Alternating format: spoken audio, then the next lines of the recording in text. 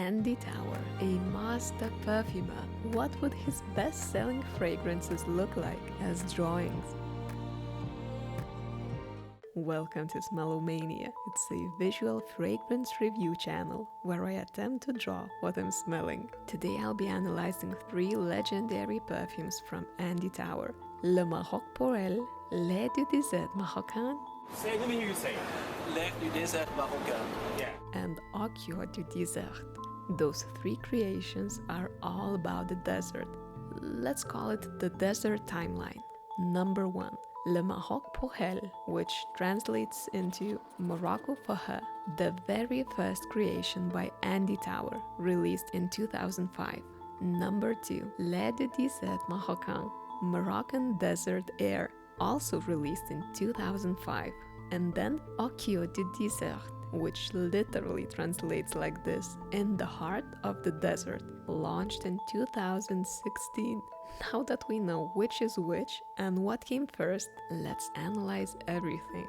Those fragrances are simply legendary, and analyzing them all at once was quite a challenge. However, they do share quite a similar dry down, which stunned me because Le Maroc Pour Elle felt like a being from an entirely different planet. But after all, she felt like a mother to the Moroccan air and the heart of the desert.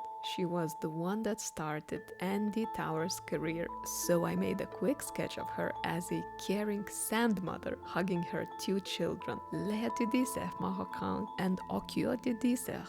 But what about those 2 children, the air and the heart? And why am I suddenly drawing Goku from Dragon Ball Z? Well, I'm simply performing some olfactory gymnastics and leading you down the weirdest trail of thought. Moroccan air is like this main character of the whole anime, while the heart of the desert is the same good old Goku, just an upgraded version of him. When the main character becomes stronger, their personality changes along with them. They become a lot more chill and calm and way more powerful. Let's say our Moroccan air Goku is a legend. This perfume is truly the one. It changed the whole niche perfumery world, and of course it's strong, very strong. Now, the heart of the desert Super Goku is a legend's next form, and it is even stronger and longer lasting while still remaining smooth and chill because he's so strong and doesn't have to worry about anything or any other perfume taking its place.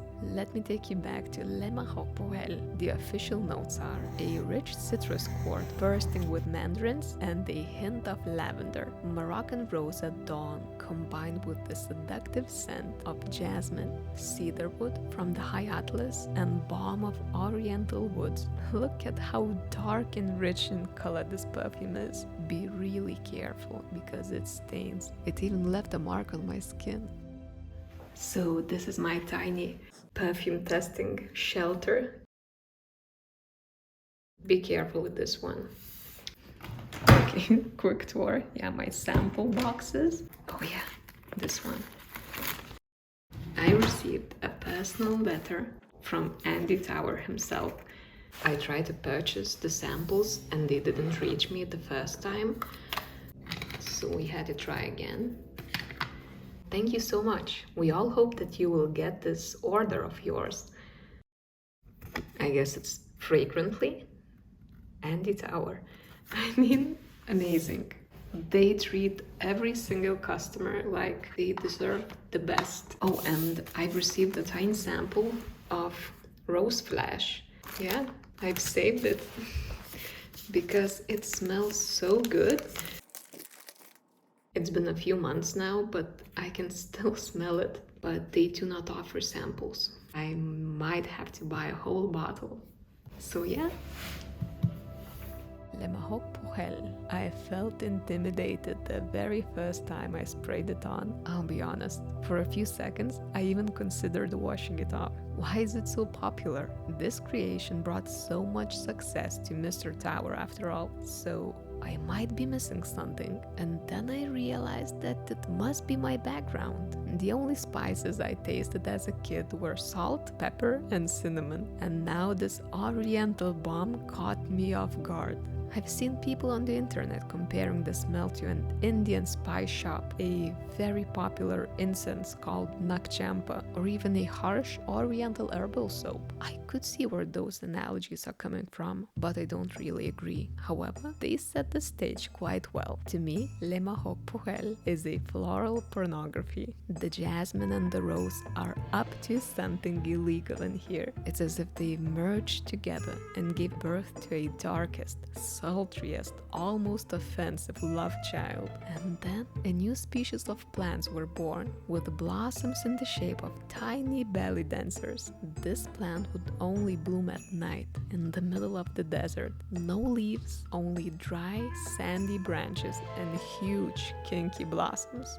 I decided to draw a separate final piece for Le Maroc Pour Elle. She deserves it. She's a dark, mystical queen of the desert, a terrifying, faceless deity. I didn't even have to smell the perfume on the blotter. It was there all the time. I felt its presence everywhere I went.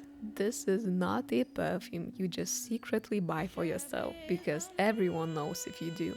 The smell can't be kept a secret. Every family member has to comply. And that's why I imagine this smell on somebody who makes their own rules. She's on top of the world. She's sultry. She's fierce. She's an infamous queen. People are afraid of her.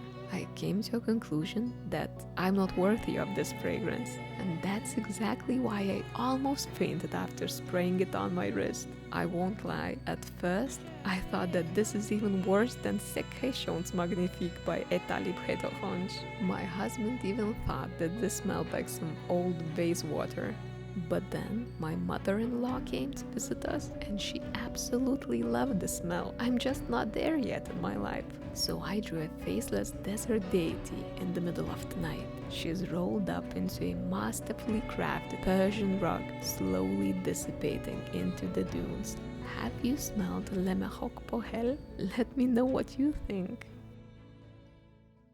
Now what about the Moroccan air and the heart of the desert? How do these two compare? Le Désert Marocain is a bit more masculine and sharper. It's more impactful and spicier. The longevity is a bit shorter and it's less intense. Coeur du Désert is a bit more feminine, by a millionth piece, and it is a bit smoother. It's deep and chill and extra long-lasting and just full of that subtle strength. I'll be talking about these two perfumes as if they were one entity. There are subtle differences, but the overall impression and how they act is very similar. If you want to try all three perfumes at once, definitely start with Le Désert Marocain. It's the lightest and least impactful of the three. It feels so weird to say this, since this perfume, compared to the majority of unisex fragrances, is a bomb. Do you know what I'm drawing here? A legendary Vietnamese golden star balm. It's filled with natural essential oils of menthol, camphor, peppermint, eucalyptus glove, and beeswax. If you were to smell Le Désert Marocain or Coeur du Désert from up close, this is what you would get. The very first time I experienced Le Désert Marocain was on a very random occasion. It was really hot outside and I was getting ready to hit the beach. When you receive a new sample, you just have to try it, no matter the circumstances, right? Le Désert Marocain enchanted me. It felt like magic. My wrist smelled like an entirely different perfume, like that golden star balm I just drew. But what was happening all around me was insane. I felt like I was standing in the eye of a tornado. The perfume was developing and changing with every step. A soft breeze from straight ahead of me brought a pinch of spices. A stronger gust of wind presented itself in a sweet, dusty form. I was speechless. The official notes in Le Désert Marocain and in Coeur du Désert are coriander and cumin, carefully blended with petite grain, a warm heart note with rock rose and a hint of jasmine, and dry cedar woods and vetiver, brilliantly joined in a fine ambergris background. A few months ago, a new iteration of Dune was released in the movie theaters. It tells the story of planet Arrakis, where giant sandworms thrive. I won't spoil anything for you, but that planet is one huge desert, and among all those sands there's a pinch of so-called spice. The spice is basically an orange-colored sand, which would most likely, I'm almost 90% sure about this, would smell like Coeur du Désert. Oh, fun fact, Le Désert Marocain was created as a lighter version of Le Maroc Pour Elle. All three of them have common roots. Now let me introduce you to one of my favorite smells in the world, propolis. Propolis? Propolis? I call it propolis, aka bee glue. Simply put, it's a mix of beeswax, tree resins, and bee secretions. I put a small dot on a blotter, and indeed, this tiny dot shares many similarities with Moroccan air and the heart of the desert. When I broke it down, I immediately came to a conclusion. Le Désert Marocain and Coeur du Désert smell exactly like a combination of beeswax and spices. They both have a warm, subtly sweet, oriental and exotic vibe, a bit dusty, a bit dry, filled with lots of colors. Remember when I drew the desert timeline in the beginning of the video? The Moroccan air was created in 2005, and then 11 years later, Andy Tower released The Heart of the Desert. It takes a lot of courage to take your best creation and try to upgrade it a decade later, and the update was successful. Coeur du Désert is a part of the evolution, a metamorphosis if you will. It's an extrait de parfum concentration, while Le Désert Marocain is an eau de toilette intense. The Heart of the Desert is built on the base of the Moroccan air, but it is a more refined, revised formula. It used more natural ingredients and a few more expensive ones. I couldn't find exactly which notes are updated. It takes a professional nose to tell the difference between the two. During those 3 weeks of testing and comparing, my hand reached for Coeur du Désert the most. It felt silky smooth, deep and creamy. Le Désert Marocain is a bit more rugged, more straightforward, and a bit more diverse. I could feel a wider range of notes, but they were a bit sharper. But these differences are minuscule. Both creations are complete masterpieces. I drew a beehive market, Uncle Buzz's spice shop, and a famous spice bazaar.